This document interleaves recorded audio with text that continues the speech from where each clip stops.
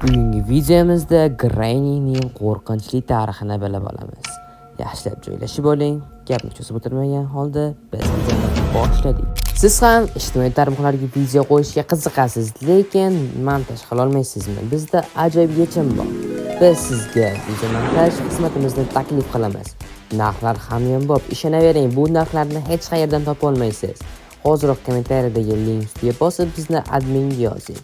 Ishonavering, hech qayerdan bunday narxlarni topa olmaysiz.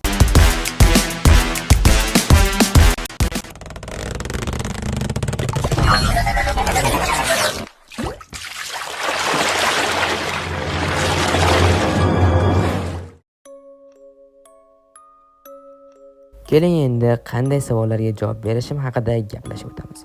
Birinchi savol: Granny o'yini asli taqiqlangan haqiqiy voqea asosida asoslanganmi? Ikkinchisi esa o'yin yaratgan odam nega bu mavzuda umuman gaplashmaydi? Bugun mana shularga javob topamiz. Unda birinchi savolga javob berishni boshladim. Birinchi savolimiz qanday edi? Granny o'yini aslida taqiqlangan haqiqiy real voqeami?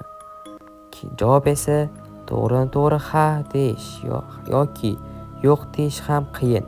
Chunki o'yindagi voqealar rasman haqiqiy deb tasdiqlanmagan.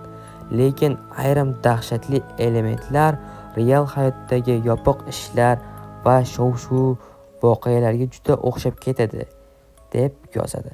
Eng qiziq joyi esa shu o'xshashliklar hech qachon rasman inkor qilinmagan. Ya'ni o'yin razraботchiklari ham bu narsani inkor qilmagan va biz o'yinga real hayotga asoslandik yoki-da asoslanmadik ham deyishmagan.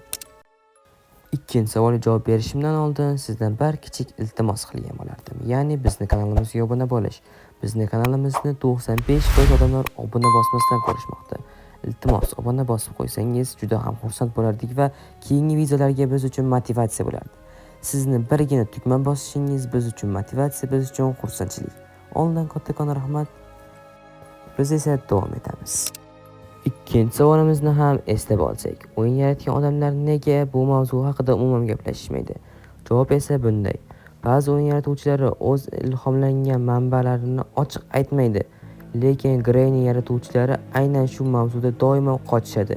Intervyularda bu savollarga javob bermaslik uchun yoki mavzuni tez o'zgartirishadi yoki-da umuman nima desa bo'ladi, shu bilan intervyularni to'xtatib qo'yishadi va ko'pchilikda shubha uyg'otgan.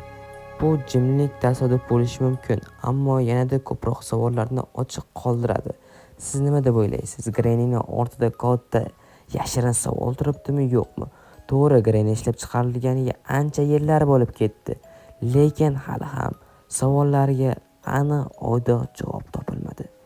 Siz bilan O'yinlar tarix kanali bo'ldi. Hozir obuna bosish esingizdan chiqmasin. Keyingi videolarda ko'rishguncha. Rahmat, sog' bo'ling.